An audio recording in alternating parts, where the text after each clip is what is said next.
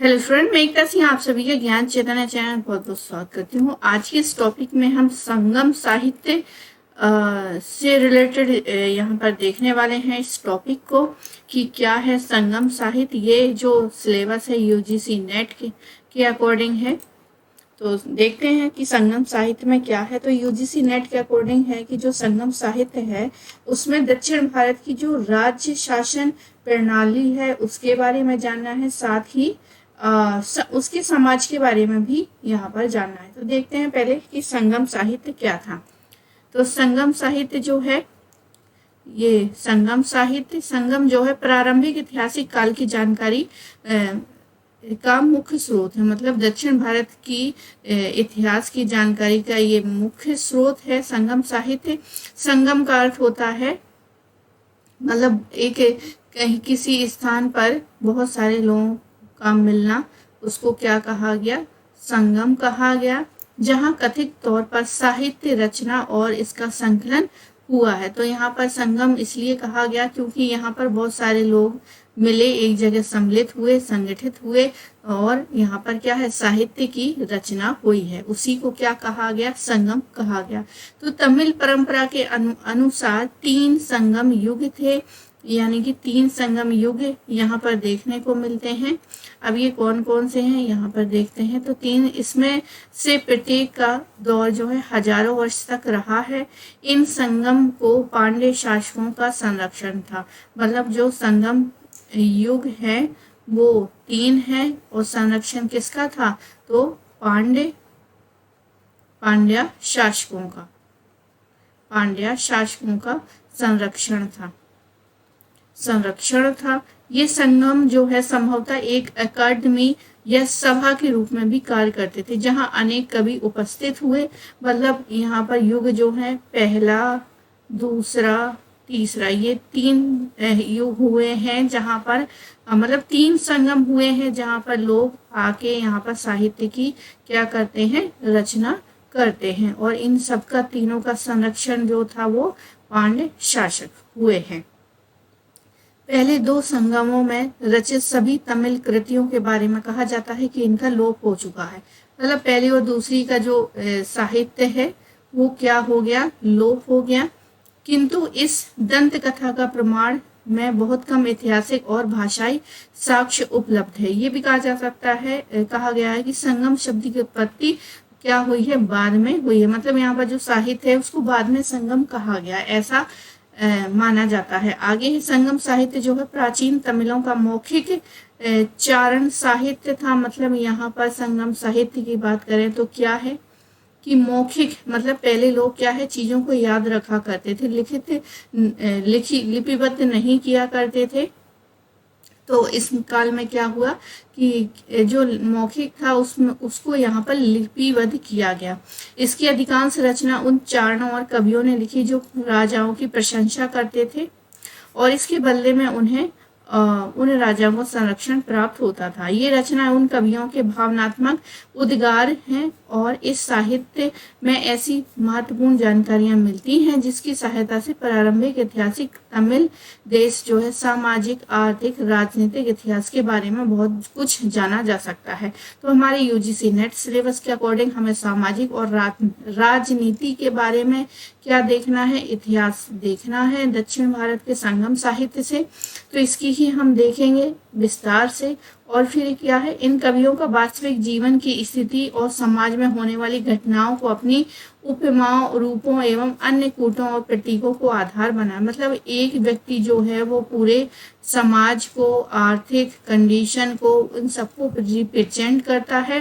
तो इनकी जो वो रचना करेगा तो उसकी रचनाओं में उसके रूपक, उपमाओं और अन्य कूटों और प्रतीकों का आधार बन जाता है। प्रतीकों और कूटों में गूढ़ अर्थ छिपे रहते हैं जो स्पष्ट नहीं है।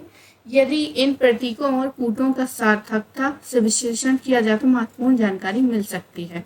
आइए यहाँ पर और बात करेंगे कि इन रचनाओं में यूवी स्वामीनाथ अय्यर जैसे विद्वान जो है प्रयासों के कारण संरक्षण किया जा सका है इन रचनाओं को।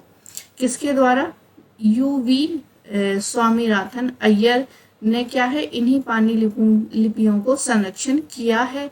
इन्होंने पांडुलिपियों का संग्रह कर उन्हें वर्तमान काल में प्रकाशित भी किया है। तो संगम साहित्य को किसने प्रकाशित किया था? तो यू वी स्वामीनाथन अय्यर ने। ये इंपॉर्टेंट फैक्ट है। आगे है, इस युग की रचनाओं को पाथीनेन मेल कनक्कु यानी 18 प्रमुख रचनाएं यानी वर्णनात्मक और पथीनेन मेल कनक्कु 18 गौड़ रचनाएं जो कि शिक्षाप्रद हैं वर्गों में रखा गया है। आगे है, पाथीनेन मेल कनक्कु को एतिकोतु और पुथु में विभाजित किया गया है। इसको किस भाग में विभाजित किया गया है?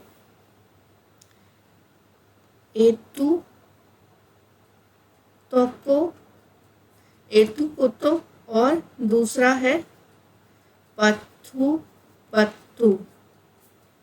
इसमें विभाजित किया। इन रचनाओं के अतिरिक्त जो है तोलकपियम जो कि तमिल व्याकरण का प्राचीनतम ग्रंथ है। तो इम्पोर्टेंट है कि तोलकपियम जो है वो क्या है? तो तमिल व्याकरण है। उसके अतिरिक्त इसको 2 भागों में डिवाइड किया है।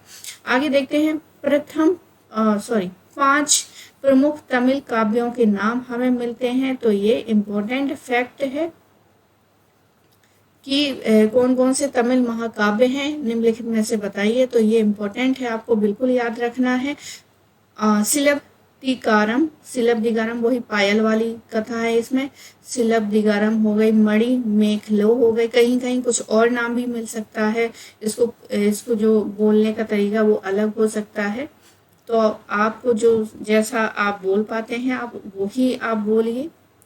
आगे है, सिलब्धिकारम हो गया, मणि मेखलो हो गया, शिवाका चिंतामणि हो गया, वेल्यापतु हो गया और कुंडल कंशी जो संगम युग के बाद के हैं। तो ये भी पूछ सकता है कि कौन संगम युग के बाद के हैं।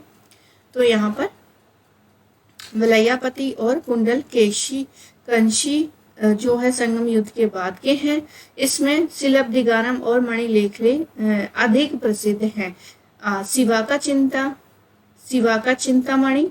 इसके अतिरिक्त 5 गौड़ महाकाव्य हैं, जैसे यशोधरा कवियम, चूलमणि, पेरुनकेई यानी नाग कुमार कवियम और नीलकेशी जिनकी रचना जैन लेखकों ने की है। तो जैन लेखकों ने कौन कौन से साहित्य की रचना की थी जो संगम से रिलेटेड है? तो यहाँ पर क्या है, एक गौड़ महाकाव्य की रचना भी हुई है जो कि जैन लेखकों द्वारा किए गए हैं, जैसे कि यशोधरा कवियम, चूलमणि, पेरुनकई, नाग कुमार कवियम और नीलकेशी। तो सबसे पहले हम यहाँ जो व्याकरण ग्रंथ है तोलकपियम इसकी चर्चा कर लेते हैं। बहुत इंपॉर्टेंट है ये टॉपिक। तो तोलकपियम जो है व्याकरण ग्रंथ है।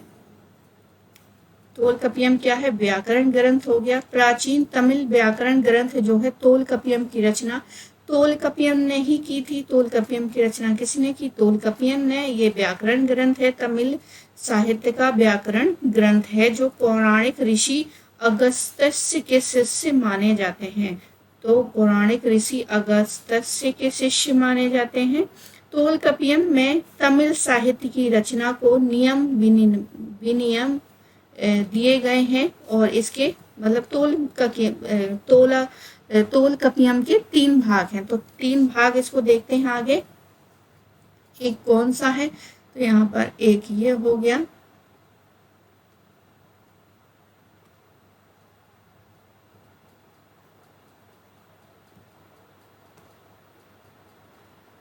तो एक ये हो गया, दूसरा हो गया ये और तीसरा। तो पहला है एलुतिकारम यानी वर्तनी है, मतलब जैसे वर्तनी या जैसे ABCD होती है तो वैसे ही तमिल में भी इसका क्या है एलुतिकारम है, मतलब तमिल को कैसे लिखा जाता है। तो एक यहाँ पर क्या है वर्तनी दी गई है। फिर है चोलतिकारम यानी व्युत्पत्ति और वाक्य संरचना। तो हम सबसे पहले क्या करते हैं कि क ख ग घ या ABCD सीखते हैं। तो वैसे ही तमिल में भी है, तमिल के जो वर्तनी है वो इसमें लिखा गया है, और दूसरे वाले में क्या है, उसकी उत्पत्ति और जो वाक्य रचना है उसके बारे में भी चुलल तिकरम में बताया गया है। और जो तीसरा है उसमें पोरु लतीकरम जो है अकम तथा अकम का हो गया। आ को आपको याद रखना है, अकम में आ जो है वो आंतरिक है और आंतरिक जीवन से रिलेटेड है। और जो पुरम में है, पुरम मतलब बाह्य जीवन से रिलेटेड। आगे है, तो ये हो गए कुछ तोलकाप्पियम के 3 भाग हो गए, या 3 भाग हो गए। कौन कौन से? सबसे पहले है वर्तनी, जिसको एलुतिकरम और चोलतिकरम और पोलुल तिकरम। आगे है कि कुछ विद्वान इसकी रचना जो है ईसवी युग से प्रारंभ आसपास मानते हैं, तो कुछ अन्य विद्वान इसकी रचना 5वीं शताब्दी ईस्वी मानते हैं। आगे है पथी नेन मेल कनुक्कू, यानी 18 प्रमुख रचनाएं हैं, जो कि हमने कहाँ पर देखा था? तो इसको हमने देखा था पथी नेन मेल कनक्कू, मतलब 8 गौण गीत है, जिसको 2 भागों में डिवाइड किया है, एतुकोतो और पथु पुत्तु। इसको देख लेते हैं। तो पथी नेन मेल कनक्कू जो 18 प्रमुख रचनाएं हैं, इसमें एतुकोतो मतलब 8 रचना कोश और पुत्थु पत्तु में 10 गीत हैं। ये प्राचीनतम संगम साहित्य। तो संगम साहित्य प्राचीन कौन सा है? एक तो एतुकोतो और पुत्थु पत्तु। एतुकोतो में 8 है, पत्थु पत्तु में 10 हैं। आगे देखते हैं। अब हम इसको एक एक करके देखते हैं। एतुकोतो को देखते हैं, जिसमें 8 रचना कोश हैं। एतुकोतो को तो 8 रचना कोश हो गए। एतुकोतो एक लंबी, अब ये जो 8 रचना कोश है, इन सब के 8 के बारे में यहाँ पर क्या है, जानकारी दी गई है। इसको धीरे धीरे से आराम से देखेंगे। बहुत ही ये थोड़ा सा टफ जो है टॉपिक है, लेकिन यहाँ से जब क्वेश्चन आते हैं तो हमेशा क्या हो जाते हैं, हमारे गलत हो जाते हैं। तो हमें कोई भी क्वेश्चन हमें ऐसा ना लगे कि हमने बिल्कुल पढ़ा नहीं है। अगर हम इसको एक बार पढ़ लेंगे तो क्या है, हमारे जो क्वेश्चन सही होने की संभावना जो है ज़्यादा से ज़्यादा होनी चाहिए। आगे देखते हैं। एतुकोतो की हम बात कर रहे थे, यानी 8 रचना कोश, 8 लंबी और छोटी कविताओं का संग्रह है। ये रचना किस प्रकार से है? नारीनो इस कविता का विषय प्रेम है, और इसमें 175 कवियों और 400 छंद दिए गए हैं।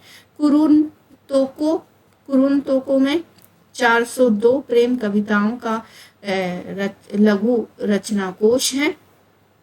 एन कुरुन्नरु, इसमें 5 छोटी कविताओं और 5 दृश्यावलियों के प्रेम गीत हैं।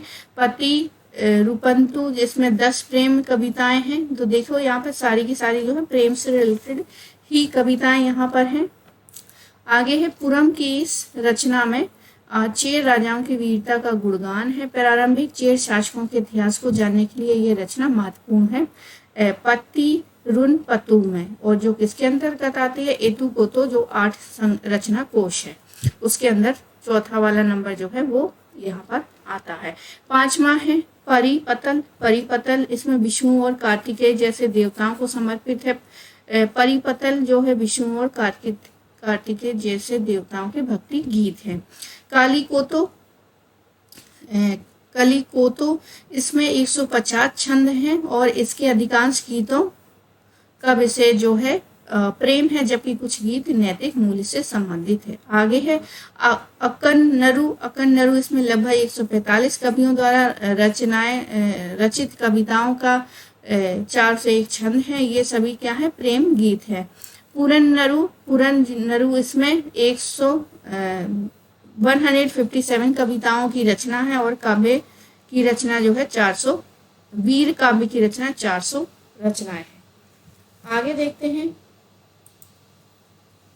पत्थु पत्तु जो है 10 गीत है, 10 गीत हैं। पत्थु पत्तु जो है 10 ग्राम गीत है, पत्थु पत्तू में 10 ग्राम गीत है। तो एक बार यहाँ पर देख लेते हैं कि जो हमारा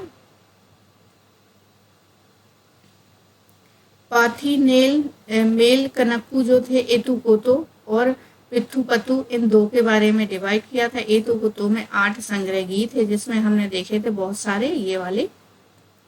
अब हम देखते हैं पुथुपतु यानी 10 गीत। तो ये इसमें 10 गीत, ये सारे के सारे हमें पढ़ने पड़ेंगे। तो ये है 10 लंबी कविताओं का संग्रह है। इसमें से 5 जो है अरुर पतो वर्ग की है, जिसमें एक चारण तथा दूसरे चारण को धन प्राप्ति के लिए किसी राजा और राजा के पास जाने को कहता है। जैसे सबसे पहले है इसमें तरु मरु करूर पत्ते, एक चारण दूसरे चारण को भगवान मरुगु के पास आध्यात्मिक धन प्राप्ति हेतु जाने के लिए कहता है। इस रचना में भगवान मुरुगु के सभी पवित्र महत्वपूर्ण पवित्र स्थलों का वर्णन किया गया। इसके रचनाकार नक्कीरार है। तो तुरु मुरु करु पत्ते के रचनाकार नक्कीरार है। पोरुन रुपतो, इसमें चोल वंश के राजा करिकाल की वीरता का गुणगान है। इसकी रचना जो है मुत्तम कनियार ने की है। आगे है चिरू पन रुपतो, इस रचना में चारण दूसरे चारण से एक सरदार नलिये कोतन के दरबार में जाने को कहता है। इस कविता में इस सरदार के राज्य का वर्णन करने के साथ साथ चेल चोल पांड्य के 3 प्रमुख राज्यों की राजधानी का चित्रण किया गया है। इसकी रचना नक्तार ने की है। आगे है पेरुम पन्ना रुपतो, कवि उरु तिरकरनार की यह रचना में कांची के राजा का गुणगान किया गया है। इसमें कांची नगरी के प्रशासन और उसकी व्यापारिक गतिविधियों का विस्तृत वर्णन किया गया है। आगे है मुल्लोपतु, यह इस संग्रह की सबसे छोटी रचना है जिसमें 103 पंक्तियां हैं, जिसका विषय अकम की अवधारणा पर आधारित है। छठवां है मतुरो कांची, इस संग्रह की यह सबसे लंबी कविता है। 742 पंक्तियों की इस रचना में मंकुटु मरुंत नार ने पांड्या राजा नेतुन चेलियम की वीरता का गुणगान किया है और पांड्य राज्य के व्यापार वाणिज्य और प्रशासन का विस्तार से वर्णन किया गया है। आगे है नेतु नेल बताए यानी पुरम श्रेणी की यह रचना नक्कीरार ने पांड्य राजा नेतुन चेलियन की प्रशंसा में लिखी गई है। पुरंचीपतु जो है कपिलार की यह रचना अकम की अवधारणा पर आधारित है। पत्तिन पल्लो जो है चोल शासक करिकाल की प्रशस्ति में यह रचना जो है तिरंकन्नार ने लिखी थी। इसका विषय जो है प्राचीन तमिल देश और विदेशों के बीच व्यापार संबंध है। 10वां जो है पतु कतम जो है पेरम कोची कनार की इस रचना में कवि साथी चारण को नन्नार राज्य को जाने को कहता है। तो ये हो गए कुछ हमारे एतु और पत्थु। आगे देखते हैं। अब जो है पथिनेन किल कनकू जो है 18 गीत रचनाएं हैं। ये 18 गीत रचनाएं यहाँ पर दी गई हैं, जैसे कि नालादियार, और ये 18 जो है शिक्षाप्रद जो है रचनाएं हैं। मेल कनक्कू की रचनाओं के बाद की हैं। इन पर मेल कनक्कू की रचनाओं की अपेक्षा प्राकृत और संस्कृत की सांस्कृतिक परंपराओं का अधिक प्रभाव हमें देखने को मिलता है। इन रचनाओं में जैन और बौद्ध का भी प्रभाव देखने को मिलता है, जिसमें अधिकतर राजाओं और लोगों के बीच जो है आचार संहिता दी गई है। किल कनक्कू साहित्य की रचना जो है 4वीं-5वीं शताब्दी ईसा पूर्व हुई है, जब तमिल देश पर कालाग का शासन था, जिसमें सर्वाधिक प्रसिद्ध भूलप्पल और तिरुपुलर है, जिसके रचनाकार तिरुवल्लुवर है। इसके दर्शन और सूक्तियां हैं।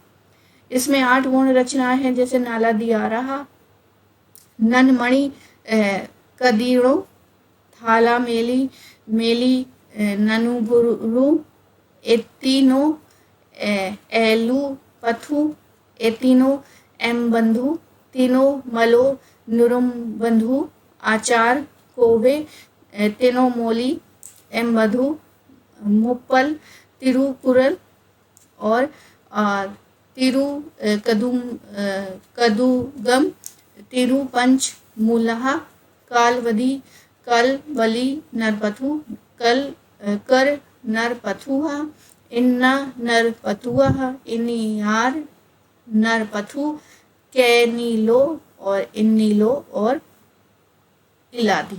तो ये 18 गौण रचनाएं हो गई।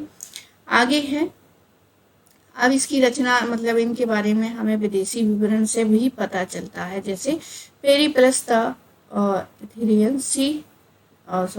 यहाँ पर पहली शताब्दी में रचित जो है पेरिप्लस मारिस एथेरियन, हाँ वही, द पेरिप्लस ऑफ द एथेरियन सी, जो भारत रोमन व्यापार के लिए महत्वपूर्ण स्रोत है। इस रचना अज्ञात लेखक द्वारा, यूनानी लेखक है लेकिन अज्ञात है, एक व्यापारी है, मिस्र का नाविक था। इस रचना में प्रारंभिक ऐतिहासिक काल में भारत के प्रमुख बंदरगाहों और नगरों तथा भारत और रोमन व्यापार की वस्तुओं का उल्लेख मिलता है। आगे है, रोमन लेखक प्लिनी हो गए, ज्येष्ठक हो गए, के विवरण से भी भारत रोमन व्यापार की छानबीन होती है। प्लिनी ने रोम के मसालों, विशेषकर मिर्च की मांग के कारण रोमन साम्राज्य के धन की निकासी की बात कही है। ये विवरण जो है भारत रोमन व्यापार के विषय में जानने की दिशा में अत्यंत सहायक हैं।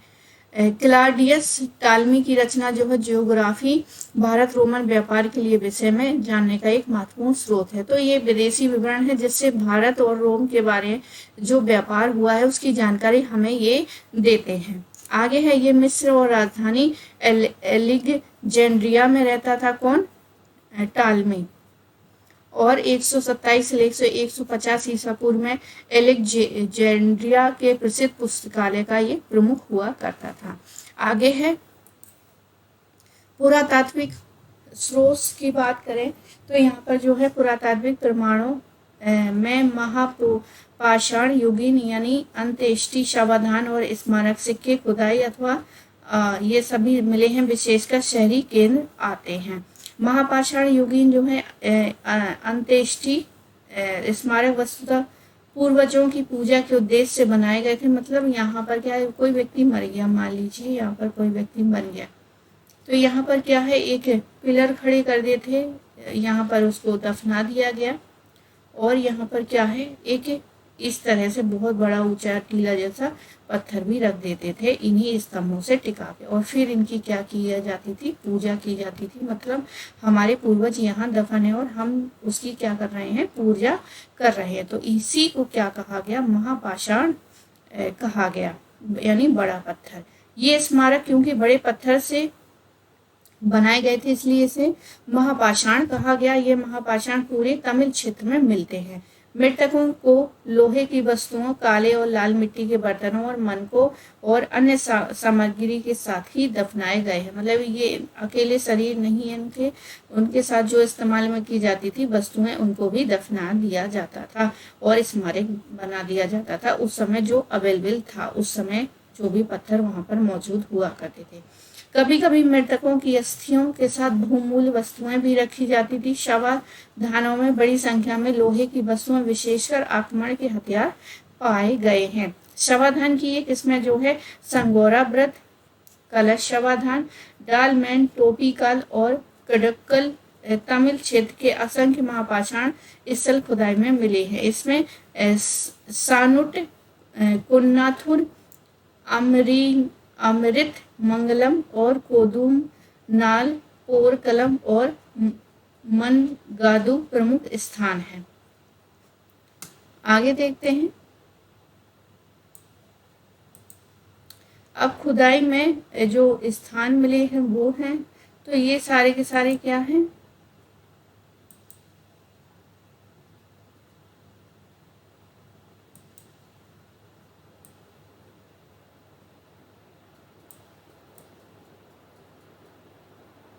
तो ये सारे के सारे तमिल क्षेत्र से रिलेटेड है, इसलिए इन सब की यहाँ पर चर्चा की गई है। और ये जो है, ये जो मैंने लिया है वो मैंने लिया है इग्नू के जो पीडीएफ है उसी का ये मैंने स्क्रीनशॉट लेकर मैंने ये बनाया। तो यहाँ पर देख लेते हैं, बहुत इंपॉर्टेंट है इग्नू के नोट्स। अगर आप उसको अच्छे से पढ़ लेते हैं तो आपकी जो हिस्ट्री में पकड़ है वो बहुत मजबूती से बन जाती है। आगे देखते हैं खुदाई में जो स्थल प्राप्त हुए हैं वो कौन कौन से हैं। तो महापाषाण सावधान स्थलों के अतिरिक्त जो है तमिल क्षेत्र में अनेक शहरी वस्तुओं की खुदाई भी यहाँ पे मिलते हैं। इन स्थलों से प्रारंभिक ऐतिहासिक काल के बारे में बहुत सारी जानकारी मिलती है। तमिलनाडु के पालार के मुहाने के निकट जो है बासव समुद्रम, पालार के निकट कांचीपुरम, पांडिचेरी के निकट आरिकामेडु, कावेरी के मुहाने जो है कावेरिका कटिनम, कावेरी के तट पर उरेयूर, वेंगे के मुहाने पर पास ही अलगनाकुलम और ताम्रवर्णी नदी के मुहाने के निकट जो है कोरको।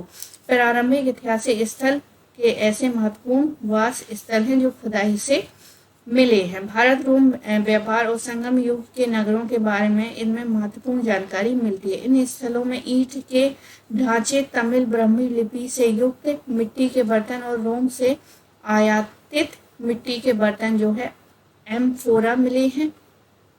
खुदाई में मिले ये संगम साहित्य के कालक्रम को भी तय करने में एक दिशा दिखलाते हैं, सहायक है। आगे देखते हैं। और तो ताम्र ब्राह्मण अभिलेख है, एक किस्म का साक्ष्य जैन भिक्षुओं के रहने के लिए बने पत्थरों के बसेरों पर और मिट्टी के बर्तनों पर तमिल ब्राह्मी अभिलेखों के रूप में मिलते हैं। ये संगम साहित्य के काल निर्धारण के साक्ष्य में भी काम करते हैं। मदुरै करूर के निकट अनेक स्थानों पर मिलते हैं। करूर के निकट पुगालुर में उपलब्ध अभिलेख जो है चेर राजाओं की वंशावलियों की जानकारी भी देता है। इसके अलावा सिक्के भारतीय और रोमन जो है सिक्के मिले हैं। तमिलनाडु के अनेक स्थलों पर मिले हैं जिसमें चेल, चोलो, पांडवों के सिक्के शामिल थे। इन स्थानीय सिक्कों के अतिरिक्त सोने, चांदी और तांबे के रोमन सिक्के भी बड़ी संख्या में हमें कई स्थानों पर मिलता है। इससे पता चलता है कि जो भारत है और रोम है उसमें क्या है, व्यापार बहुत अच्छा रहा होगा या बहुत बड़ी भूमिका निभाई होगी। अब कालक्रम की बात करें तो कालक्रम की बात यहाँ पर करते हैं तो कोई एक स्पष्ट रूप से कालक्रम नहीं दिखाई देता है। और इस काल में तीसरी शताब्दी कुछ विद्वान कहते हैं और 5वीं शताब्दी ईसवी, मतलब तीसरी शताब्दी ईसा पूर्व और 5वीं शताब्दी ईसवी के बीच मानते हैं। तो यहाँ पे कुछ मानदंड है संगम साहित्य के काल निर्धारण के लिए, जैसे कि संगम साहित्य में जिस तमिल भाषा का प्रयोग हुआ है उसके विकास के आधार पर उन रचनाओं को दूसरी शताब्दी और तीसरी शताब्दी के बीच माना जाता है। संगम साहित्य में उल्लेखित तमिल लेखों में मिलते जुलते व्यक्तिगत नाम दूसरी शताब्दी ईसा पूर्व से चौथी शताब्दी ईसा पूर्व ईसवी तक रहे हैं। पेरिप्लस ऑफ द एथेरियन सी जैसे विदेशी विवरण से संगम साहित्य के उल्लेखित व्यापार केंद्रों के प्रारंभिक शताब्दी बताई गई है। संगम साहित्य में पल्लव राजाओं का कोई भी संदर्भ नहीं है। इस कारण ये इंगित होता है कि ये पल्लव शासन से क्या थे, पहले थे। आगे हैं तो ये थी कुछ महत्वपूर्ण जानकारी जो कि संगम साहित्य से संबंधित थी। अब यहाँ पर एटी को तो 5 प्रकार के भूदृश्य के बारे में देख लेते हैं। यहाँ पर कुछ इम्पोर्टेंट, क्योंकि ये जो है ये एग्जाम में क्या है, यूजीसी नेट ने पूछा है, हमारे एग्जाम में जो है क्वेश्चन यहाँ से आया है। तो यहाँ पर कुछ शब्दावली जैसे कुरिंजी यानी पर्वतीय क्षेत्र, मुल्लो मतलब चारागाह है, मारुतम हो गया नदी क्षेत्र, नेताल हो गया तटीय क्षेत्र, पुल्लो जो हो गए शुष्क क्षेत्र। तो तमिल देशों को 5 अलग अलग परिस्थिति में बांटा गया। मान लीजिए ये एक क्या है, तमिल भूभाग है। तो यहाँ पर उत्तर में मान लीजिए यहाँ पर पहाड़ हैं, तो पर्वतीय इस क्षेत्र को क्या बोला गया, कुरिंजी कहा गया। अब यहाँ पर क्या है, बहुत सारा मैदान है, चारागाह वाला क्षेत्र, तो इसको क्या कहा गया, मुल्लो कहा गया, मुल्लो कहा गया। अब नदी वाला, अब यहाँ पर क्या है, एक नदी निकली हुई है, तो इस वाले क्षेत्र को क्या कहा गया, इस वाले क्षेत्र को कहा गया मरुतम कहा गया। और नैताल तटीय, मतलब ये जो समुद्र है तो इसके तटीय क्षेत्र, इसको क्या कहा गया, नैताल कहा गया, नैताल कहा गया। और पल्लो जो है, पल्लो मतलब जहाँ पर शुष्क क्षेत्र हुआ होगा, रहा होगा। तो ये कुछ टर्मोलॉजी है जो कि आपको याद रखनी है। बाकी यहाँ पर कुछ और भी हैं, जैसे कुरुंजी भूदृश्य की विशेषता, तो ये इतना इम्पोर्टेंट नहीं है, तो इसको ही याद रखना है कि कौन से क्षेत्र को क्या कहा जाता है। तो आई होप आपको ये वीडियो पसंद आया होगा। पसंद आए तो प्लीज़ लाइक करें, शेयर करें, सब्सक्राइब करें, और मिलते हैं एक और वीडियो के साथ। पूरा वीडियो देखने के लिए आप सभी का बहुत बहुत धन्यवाद।